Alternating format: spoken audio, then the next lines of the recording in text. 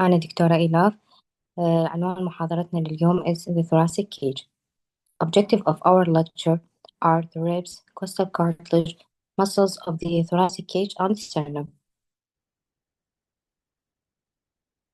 Boundaries of the thoracic cage: the roof formed by the suprapleural membrane, and the floor by the diaphragm, the walls by the skeleton and their attached muscles. The bones involved are 12 thoracic vertebrae, 12 ribs with their costal cartilage, and the sternum.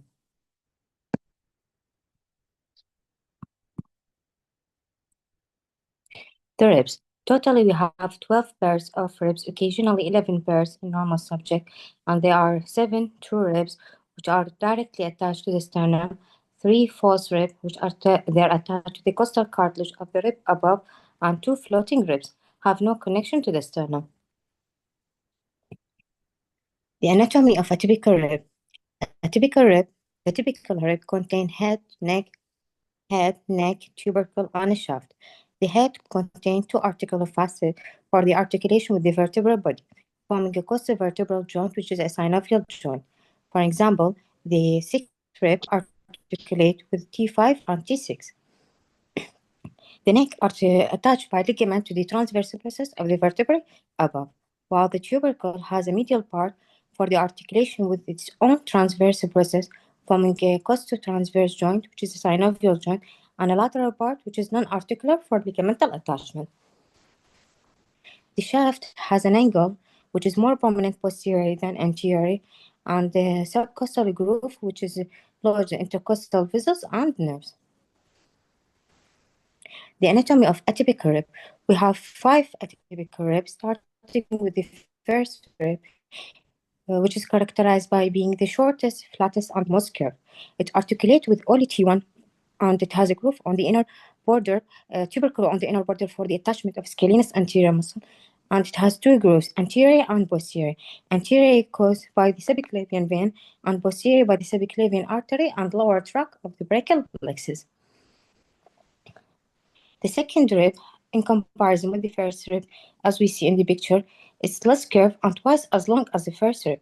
It has a tubercle on the external surface, which is for the attachment of the second head of scalenus anterior muscle, and is often seen on chest X-ray. The third rib, which is a part of the 3 false rib, the key difference from the typical rib, the head contains only 1 articular facet.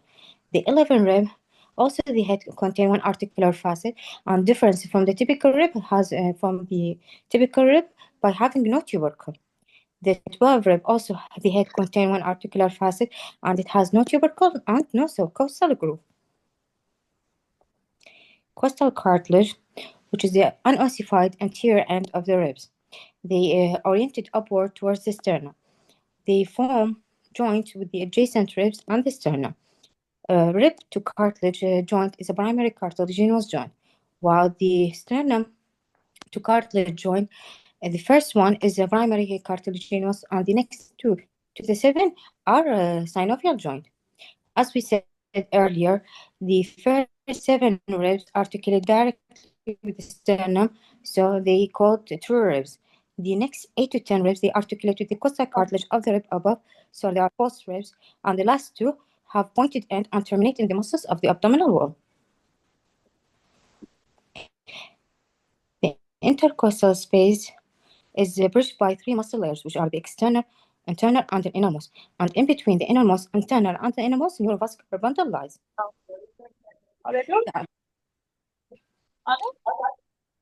Arterial supply, we divide it into anterior and posterior aspect. The posterior aspect, the first 2 space supplied by the superior intercostal artery, which is a branch from the costocervical tract, which is a branch from the subclavian artery. The lower 9 ribs supplied by thoracic aorta.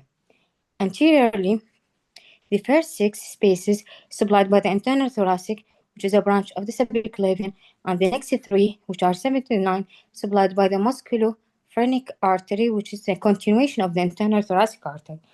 And anteriorly, the lower 2 spaces, which are the 11 and the 12, have no anterior intercostal arterial supply.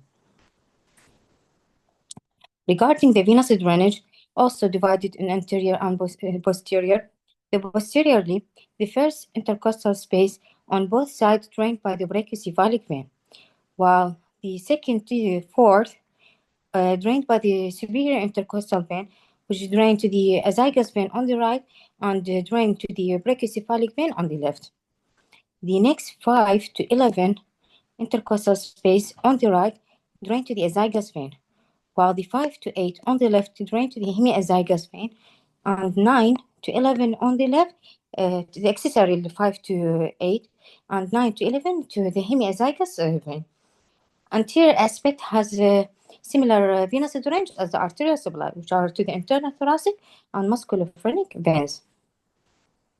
The muscles of the thoracic cage, we have an intercostal muscles, as we said earlier, the external, internal, and innermost. And we have the subcostal muscles, which arise from the deep surface of the ribs, spanning 2 to 3 ribs, and the fibers run in the same direction as the internal and the innermost.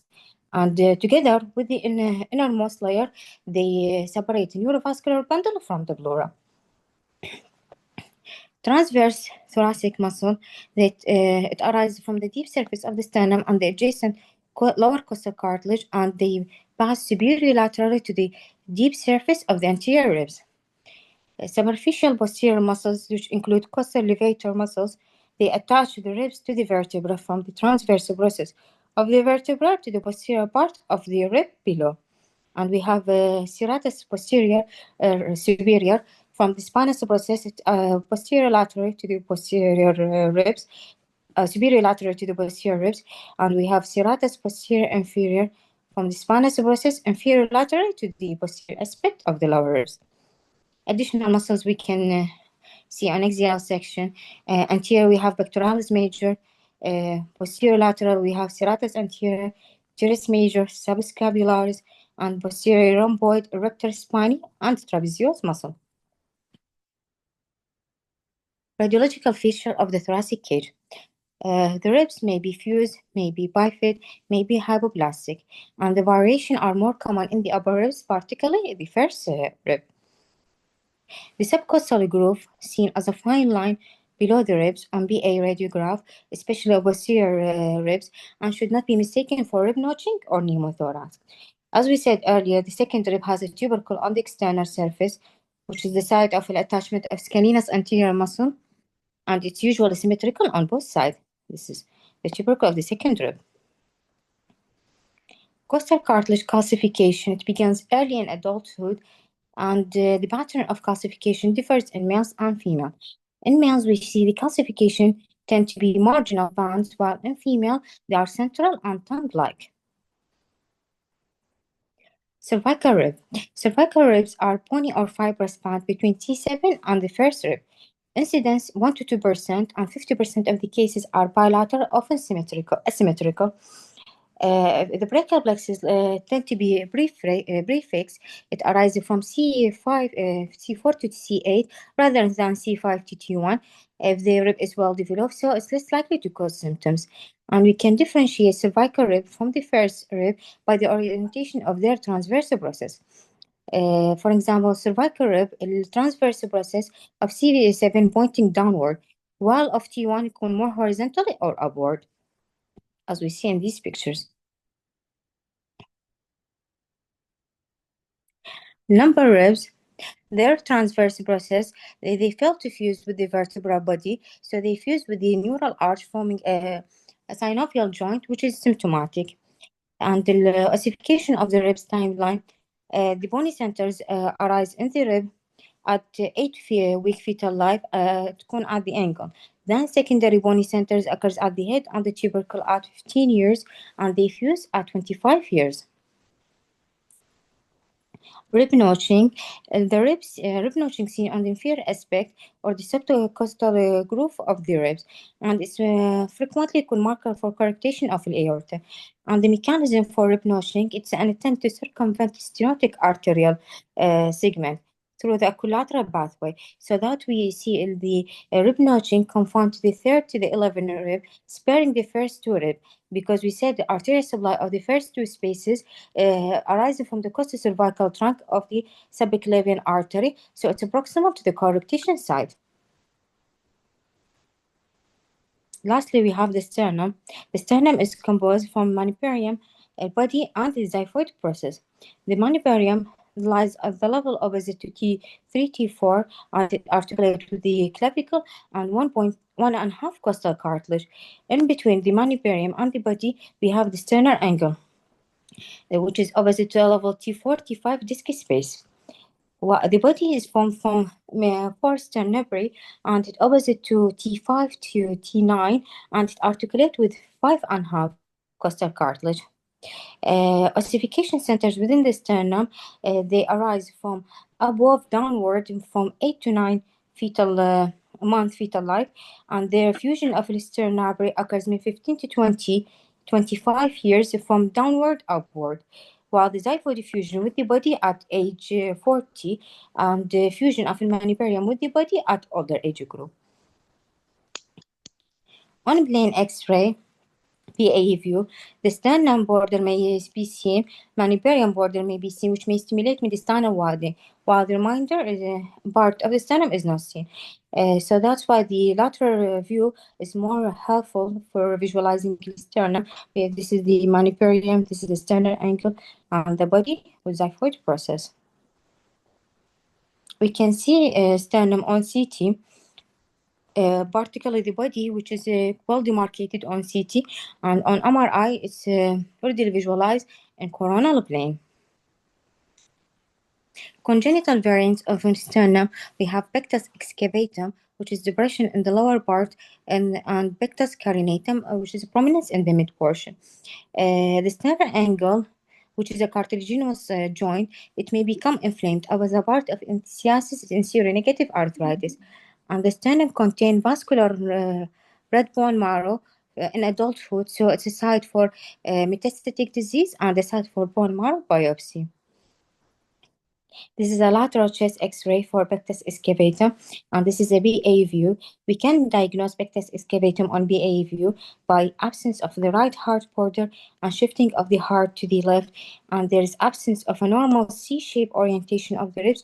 Instead, we have a number 7 shape ribs. And this is also lateral chest X-ray for pectus excavatum. If there is any question.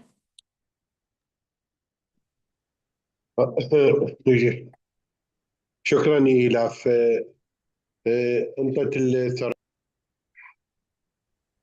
رنا هاشم.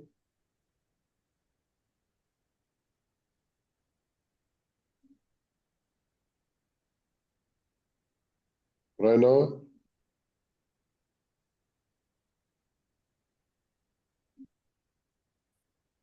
أمنية هادي.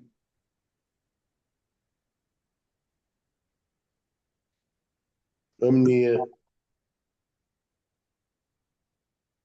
تسمعوني؟ نعم أستاذ. نعم أستاذ. نعم أستاذ أسمعك. شالي الخطيب ماكو ذولا ما موجودين شعجب. شالي الخطيب. نعم أستاذ. يلا. True or false؟ أول سؤال أقري. The typical rib trabeculate has a medial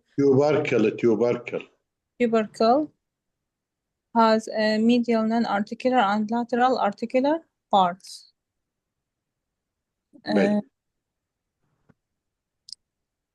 هي بالعكس false.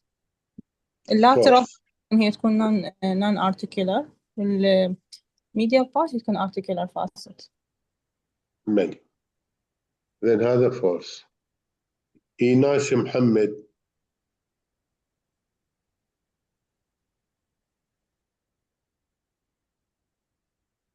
أبرار اسكندر. العفو أستاذ، آسفة فصل النت عندي، أنا رنا هاشم، بس ما أعرف وين وصلت ويا سؤال. Question number 2. Okay. The 11th ribs has no subcostal groove. المفروض true.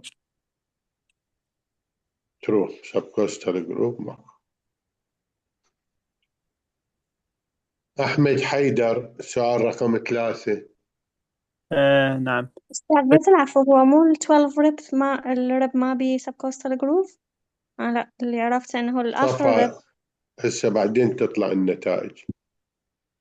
تمام استاذ. اوكي إيه.